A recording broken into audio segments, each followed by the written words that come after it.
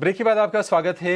10 का बाजार आप देख रहे हैं और खास सेगमेंट मार्केट की महारथी की हम शुरुआत कर चुके हैं। और आज बाजार की जो स्थिति है फिर से हम देख रहे हैं कि थोड़ी सी कमजोर जरूर है, क्योंकि निफ्टी की जो गिरावट है 100 अंकों से ज्यादा की हो गई है। 50 में से 45 शेयर गिरावट के साथ कारोबार कर रहे हैं।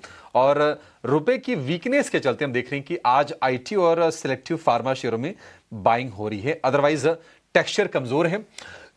निफ्टी बैंक करीब 225 अंक नीचे आके कारोबार कर रहा है और 59,000 के आसपास है। तो 60,000 वाला निफ्टी बैंक 59,000 के पास है।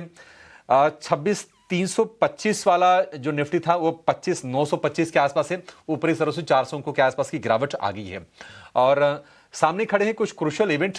आज से यूएस फेड की बैठक, यूएस एफओएमसी की बैठक पर तो आगे नजर रहेगी लेगी, लेकिन आज से हमारे यहाँ एमपीसी की बैठक शुरू हो गई है और 5 दिसंबर को आएगी पॉलिसी।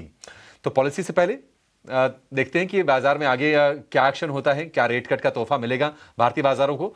आज खास चर्चा करने के लिए बाजार को लेकर हमारे साथ जुड़ गई हैं फर्स्ट ग्लोबल की चेयरपर्सन देवीना मेहरा। देवीना मैम, बहुत शुक्रिया आपका समय देने के लिए। स्वागत है आपका 18 आवर्स स्वदेश पर। मैम, बाजार की गाड़ी तो अच्छी ही चली, अर्निंग्स अच्छी आ रही थी, बाकी हमारे मैक्रोज लगातार स्ट्रांग थे। तो आपको क्या लग रहा है कि ये एक छोटा सा ब्रेक लगा है बाजार की गाड़ी पर, या फिर रिवर्स गियर आपको लगता हुआ दिख रहा है? देखिए, ये मैं आपको कहूं कि बाजार हमेशा आपको परेशान करेगा, फ्रस्ट्रेट करेगा। जो आप चाहते हैं वो उस समय नहीं करेगा। तो ये तो बाजार की फितरत है। और मैंने जैसे पिछली बार भी आपके चैनल पे मैं आई थी तो मैंने यही कहा था कि आपको 100% इक्विटी में नहीं रखना चाहिए, लेकिन जो भी आपका इक्विटी एलोकेशन है वो निवेशित रहिए। क्योंकि जब आपके मन में ये सवाल आता है ना कि अब बाजार अच्छा नहीं लग रहा है, एसआईपी रोक दें, निकल जाएं, कहीं और चले जाएं किसी और एसेट क्लास में, तो वही समय होता है जब अक्सर बाजार में बड़ा मूव आता है। तो जो आपने रिवर्स गियर की बात की, तो मुझे ऐसा कोई बड़े क्रैश का खतरा नहीं लगता। ये मैं नहीं कह रही कि 5-10% नीचे नहीं हो सकता बाजार। और दूसरी बात ये भी है कि शॉर्ट टर्म में मैं 1-1.5 साल भी गिनूंगी, किसी को नहीं मालूम रहता इंडेक्स कहाँ जाएगा। तो मैंने पिछले साल दिसंबर में अपने एक कॉलम में यही लिखा था कि आप जितने भी प्रिडिक्शंस को देख लीजिए, और भारत में ही नहीं दुनिया भर में जहां भी कोई बाजार का प्रिडिक्शन करता है, उसका अ, उसका कोई अर्थ ही नहीं होता, उसका कुछ लेना देना ही नहीं होता कि बाजार कहाँ जाएगा। मैंने हाल फिलहाल में देखा था एक अखबार के फ्रंट पेज पर कि बाजार अच्छा लगता है क्योंकि XYZ बड़ी वॉल स्ट्रीट फर्म के स्ट्रेटेजिस्ट ने बोला है कि ये इस साल सेंसेक्स 95,000 जाएगा। लेकिन उसी स्ट्रेटेजिस्ट ने साल के शुरू में भी बोला था कि 93-94,000 जाएगा। तो आप हर साल कुछ ना कुछ बोलते रहिए, हो सकता है 10 साल में एक बार आप ठीक भी हो जाए। तो ये तो नहीं कहा जा सकता कि बाजार आप तो एक आध महीने की बात कर रहे हैं, मैं तो बोल रही हूँ एक साल का भी प्रिडिक्शन किसी के पास नहीं होता। बट निवेशित रहने का समय है। सोच समझ कर निवेश करें, लेकिन निवेशित रहिए, लेकिन 100% इक्विटी में नहीं, क्योंकि इसी कारण से इक्विटी में आपका रिटर्न प्रिडिक्टेबल नहीं है। तो जो भी पैसा आपको अगले 3-4-5, मैं तो कहूंगी 7-8 साल तक चाहिए, वो इक्विटी में नहीं होना चाहिए।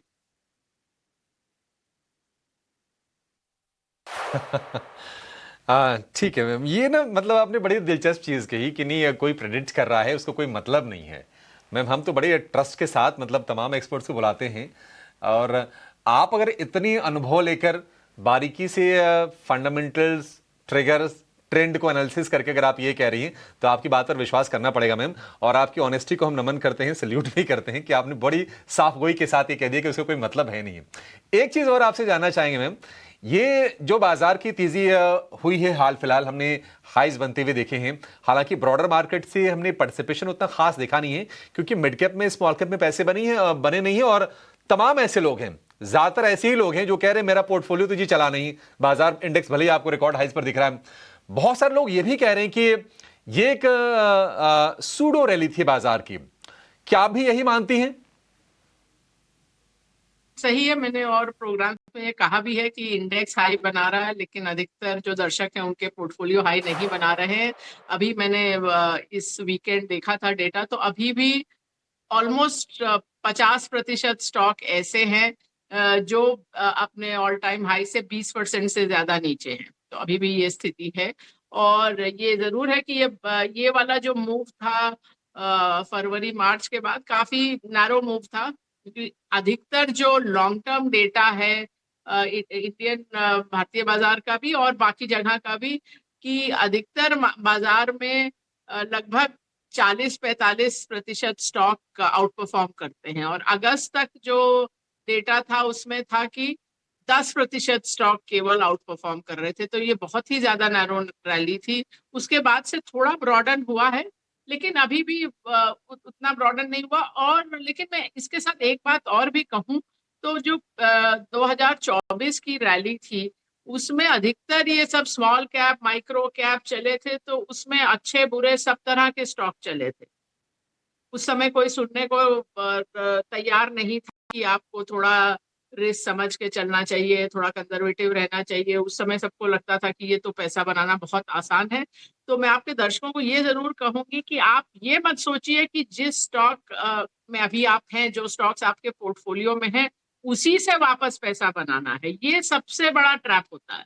आपने 100 पे स्टॉक लिया, आज की डेट में वो 70 है या 60 है, तो आप सोच रहे हैं कि जब वो 100 होगा तब इससे निकलेंगे। लेकिन बाजार को कोई इंटरेस्ट नहीं है कि आपने 100 में वो स्टॉक लिया था। और आप बाजार का अगर इतिहास देखें तो जितनी भी कंपनियां भारतीय बाजारों में लिस्ट हुए हैं आज की डेट में, उसमें 2/3 से ज्यादा ऐसी हैं जो ट्रेड भी नहीं होती है, जिनका वैल्यू जीरो हो गया है। तो आपका अगर भाव 30-40% घट भी गया है तो भी उसमें से निकल जाइए। आपको जो प्रश्न पूछना है कि आज मेरे पास कैश हो तो मैं कहाँ निवेश करूं, और वहां निवेश करिए। आपने इस साल पिछले साल उस पिछले साल क्या लिया था और अब पोर्टफोलियो में आपके क्या कर रहा है, उससे आपको मतलब नहीं रखना चाहिए। ये थोड़ा मुश्किल काम है, लेकिन यही आपके पोर्टफोलियो के लिए सही काम है। अपने स्टॉक से प्यार करने का कोई फायदा नहीं है, ये मैं अक्सर कहती हूँ। आपके पोर्टफोलियो का एक ही काम है, आपके धन में इजाफा करना। तो उसी पर फोकस रखिए। और जो मैं कह रही थी कि ये आपने बोला कि मैं ये कह रही हूँ इसलिए आपको विश्वास करना है कि प्रोजेक्शन का कोई मतलब नहीं होता। ये मैं कह नहीं रही हूँ, ये डेटा है। ब्लूमबर्ग ने तो 100 साल की स्टडी करी, एक्चुअली जो 51 साल का डेटा था उनके पास, कि हर साल वो S&P 500 के लिए क्या प्रोजेक्शन होते हैं और असल में क्या होता है उसका कोई लेना देना नहीं है। जैसे मतलब अगर किसी ने बोला 5 ऑन द एवरेज, किसी ने बोला 5% S&P चलेगा, तो वो -10 भी हो सकता है, +20 भी हो सकता है। कोई मतलब ही नहीं है उसका कि असल में क्या होता है। और आप जैसे जज को ये करना चाहिए कि हर साल के शुरू में जो जो एक्सपर्ट ने बोला, साल के अंत में क्या हुआ। आप पिछले 5 साल का एनालिसिस करिए, आपके सामने तथ्य खुद ही होंगे, लेकिन शायद आप करना नहीं चाहें कि अगली बार कोई आएगा नहीं। वो अलग बात है। लेकिन मैंने तो 30 साल से ना नए नहीं नहीं संवत मैम में ना जनवरी नहीं में नहीं मेरे कभी मन में दिया। भी हाँ नहीं मेरे मन में भी ये प्रश्न आता है। और देखिए ये जो रिटेल निवेशक जो छोटे निवेशक ये सवाल पूछते हैं ना कि बाजार कहाँ जाएगा, तो ये आदत भी बड़े लोगों की लगाई हुई है। तमाम लोग ऐसे आते हैं, बड़े बड़े फंड हाउसेज हैं, ब्रोकरेजेस हैं, जो टारगेट देते हैं कि देखिए जी अब सेंसेक्स 1,07,000 चला जाएगा तो निफ्टी अगले साल 30,000 हो जाएगी। और ये रिपोर्ट हाल फिलहाल आपने पढ़े ही होंगे, कोई नई चीज नहीं है। तो ये आदत उनकी लगाई है। अदर रिटेल को बेचारा कहां पता है कि नहीं ये सवाल पूछना है कि कहां जाएगा। वो तो अपने ठीक है पोर्टफोलियो में पैसे बना ले, वही बहुत है। तो देवेना मैम जरा आप ये बताइए कि आप कह रहे हैं कि ये सवाल पूछना चाहिए कि पैसा कहां पर बनेगा, तो आप खुद ही बता दीजिए पैसे कहां पर बनेंगे। और एक और प्रश्न है कि साल भर पहले के मुकाबले अब हम आ गए हैं 2026 के मुहाने पर, पैसा बनाना क्या पिछले साल के मुकाबले थोड़ा आसान हुआ है बाजार में? देखिए, एक बात जो मैं नहीं कह रही हूँ, ये रिसर्च स्टडीज से, और रिसर्च स्टडी जिस भी देश में की गई है, ये काफी देशों में की गई है, तो उसमें क्या पता लगा है कि sentiment is a Contra indicator. इसका मतलब क्या है कि जब आपको बहुत सब लगता है कि बाजार में पैसा बनाना बहुत अच्छा है, एकदम खुशहाली का माहौल है, जो कि 2024 में अगस्त तक की बात थी कि 30% कंपाउंडिंग तो कोई बात ही नहीं है, तो उसके बाद वाला जो रिटर्न होता है वो औसत से कम होता है। इसीलिए आपको पिछले संवत में कुछ रिटर्न मिला नहीं। लेकिन जिस समय ये माहौल होता है डर का, घबराहट का कि अब निकल ही जाए, अब तो कुछ बाजार में कुछ होता ही नहीं है, तो अधिकतर ये डेटा है कि अगला जो समय होता है उसमें औसत से एक रिटर्न बनती है। सेक्टर्स का जहां तक सवाल है, मैं आपको ये बता सकती हूँ कि हमारा पीएमएस और स्मॉल केस कहाँ पर ज्यादा वेटेज है, पर हम लोग ये चीज को हर तिमाही पे देखते हैं, तो ये जरूरी नहीं कि साल भर यही स्टांस रहे। लेकिन 2024 के लगभग शुरू से ही फार्मा, हेल्थ केयर और ऑटो कंपोनेंट, खासकर ऑटो कंपोनेंट्स में हम ओवरवेट थे। इस साल भी थोड़ा और ऑटो ऐड किया है। एफएमसीजी में 2025 में धीरे धीरे हम ओवरवेट होते चले गए हैं। आईटी में थोड़ा बहुत ओवरवेट है, बहुत अधिक नहीं। बाकी तो कुछ स्टॉक पिक्स हैं, जैसे केमिकल्स में है या कुछ और कैपिटल गुड्स में है, वो भी और उसके अलावा बैंकिंग में ओवरवेट तो नहीं है, लेकिन अधिकतर हमारे पास जितना बैंकिंग में वेट रहता है उससे ज्यादा है, और इस साल खास करके पीएसयू बैंक्स में ऐड किया है। तो वो तो एक तरह से सिक्लिकल कॉल भी है, क्योंकि बैंकिंग अगर आप देखें तो 2020, 21, 23, 24 सब में अंडर परफॉर्म किया है। आप बैंक निफ्टी वर्सेस निफ्टी देख लीजिए, तो 2022 को छोड़ के 5 सालों में निफ्टी ने कभी आउट परफॉर्म नहीं किया था। तो वो एक तरह से वो जस्ट साइकिल चेंज हो रही थी।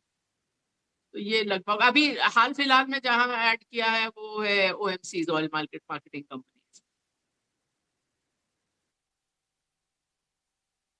ठीक है देवना मैम, बहुत शुक्रिया। और आगे से हम इंश्योर करेंगे कि आपसे हम ये नहीं पूछेंगे कि नहीं बाजार कहां पर जाएगा, बाकी सारी बातें होंगी। इंटेलिजेंस के आपका पूरा का पूरा हम निचोड़ लेंगे, फायदा उठाएंगे। ये सवाल हम अवॉइड करने की कोशिश करेंगे अगली बार से। Thank you so much ma'am for taking your time out for us today. अच्छा लगता है मैं आपसे बातचीत करके, और जल्दी ही आपसे फिर से मुलाकात होगी नए साल से पहले। इस शो को फिलहाल यही समेटेंगे। बाजार है कमजोर, लेकिन आगे हम करेंगे मिड कैप शेयरों की बात। मिड कैप मसाला में आप कहीं जाइएगा नहीं। नमस्कार।